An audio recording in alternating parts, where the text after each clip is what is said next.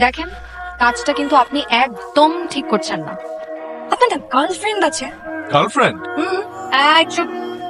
তারপরও আপনি কিভাবে আমার সাথে এত ফ্লার্টিং করেন? আর কি হয়েছে, আপনার কি সমস্যা? এখন তো মনে হচ্ছে আপনার ক্যারেক্টারের প্রবলেম। কি বলতেছো তুমি এগুলো? আমার ক্যারেক্টারের প্রবলেম, আমার গার্লফ্রেন্ড আছে। সেটা আপু আপনার গার্লফ্রেন্ড না। আপনি কি মনে করছেন বেআই?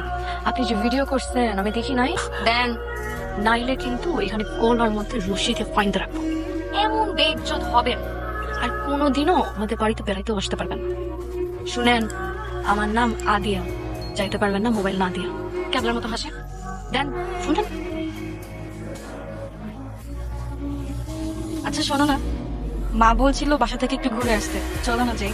চুপ করো তুমি। আজের কথা বলার সময় পাও না। দেশ চোখের বিজনেস নিয়ে কথা বলছি, কমন সেন্স নেই তোমার? আরে বৌমার সাথে তুই এইভাবে কথা বলছিস কেন? বে, চলো তোমাকে আমি দিয়ে আসি। তুমি আমাকে নিয়ে যাবে? হ্যাঁ, যাও তুমি রেডি হয়ে আসো। কিন্তু তোমার ভাই যদি কিছু বলে? আর ওটা আমি দেখতেছি, তুমি যাও। আরে তুই জামাই আসবি না? মা একটু কাজে ব্যস্ত হয়ে গেছে তাই আসতে পারি। আসসালামু আলাইকুম। ওয়ালাইকুম সালাম। এসো এসো, ভেতরে এসো। আয় মা। তুমি কেমন আছিস? ভালো। তুলা দেখবি? দুলাভাই আসে নাই। দুলাভাইয়ের পক্ষ থেকে আমি আসছি প্রক্সি দিতে। কেন, আমাকে দিয়ে চলবে না বে? না, ওরা কাজ কি আর গাধাকে দিয়ে হয়? মেয়েদের সংসার করার জন্য কিন্তু একটা গাধার দরকার হয়, কারণ ঘোড়াকে বিয়ে করলে সেই ঘোড়া তো দৌড় দিয়ে ওই মেয়েকে ফেলে চলেই যাবে। গাধা সারা জীবন সেই মেয়েটার ভার বহন করে যাবে। এই কথাটাই মেয়েরা বুঝতে চায় না। সারা জীবন ঘোড়ার পিছে ছুটতে ছুটতে ছেঁকা খেয়ে বেকা হয়ে আবারও সেই গাধার কাছে ফেরত আসে। তোমাদের এত ভাবার কথা আমি বুঝি না বাবা। আচ্ছা, তোমাদের ভাবভঙ্গিমার কথা শেষ হলে আমি এখন যাই। আমি জানতাম আপনি আসবেন বেআই। তুমি ইশারা দিছো আর আমি না এসে থাকতে পারি? জি না, আমি আপনাকে কোনো ইশারা দিই। মানে তুমি আমাকে কোনো ইশারা দাও নাই? আমি আরো ভাবলাম যে ভাবির সামনে তুমি কিছু বলতে পারো না, তাই ইশারা দিয়ে আমাকে ইউনো। কেন এত আসেন শুনি? দেখো, আমি একটা কথা ডিরেক্টলি বলি, আমি তোমাকে খুব পছন্দ করি আর আমার বিশ্বাস তুমিও আমাকে পছন্দ করো, শুধু বলতে পারো না। দেখেন, হুটহাট করে আমি কারো প্রেমে পড়ে যাব সেই মেয়ে আমি না। হুটহাট করে আমি কারো প্রেমে পড়ে যাব সেই মেয়ে আমি না। হ্যাঁ, আপনি দেখতে শুনতে সুন্দর, হ্যান্ডসাম, ভালো, কথা বলেও খুব কমফোর্টেবল ফিল হয়, কিন্তু ওই যে কোথাও থাকে না একটা স্পার্ক, স্পার্কটা নাই, বুঝছেন? স্পার্কটা মিসিং।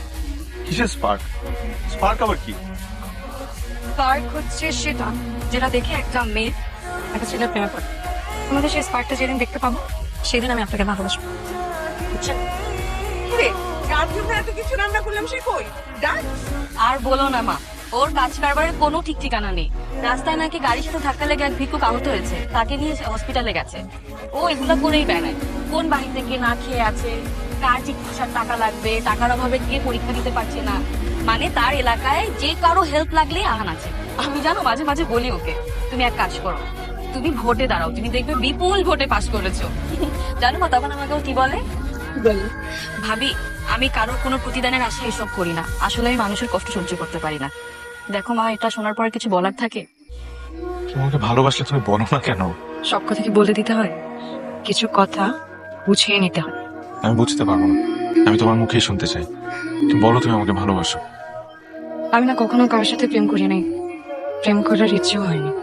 প্রেম, ভালোবাসা আমার মধ্যে কখনো ফিল হয়নি, কিন্তু আপনার সাথে পরিচয় হওয়ার পর আপনার পাগলামি, দুষ্টুমি আমার না অনেক ভালো লাগতে শুরু করে। কখনো কোনো ছেলের জন্য মায়াও হয়নি জানেন, কিন্তু আপনার জন্য আমার মনটা মায়ে ভরে গেল।